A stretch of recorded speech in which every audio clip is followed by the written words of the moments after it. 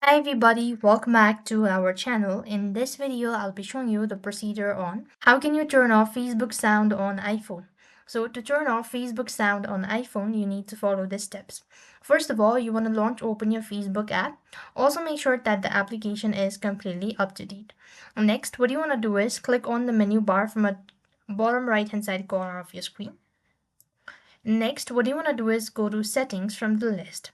So as you go to settings, you would find a lot of options there. So under settings, you want to look for sounds. So when you go ahead and toggle the button for sound, you could find different options. There you could go ahead and customize it, or you could just turn off sound or Facebook sound on iPhone.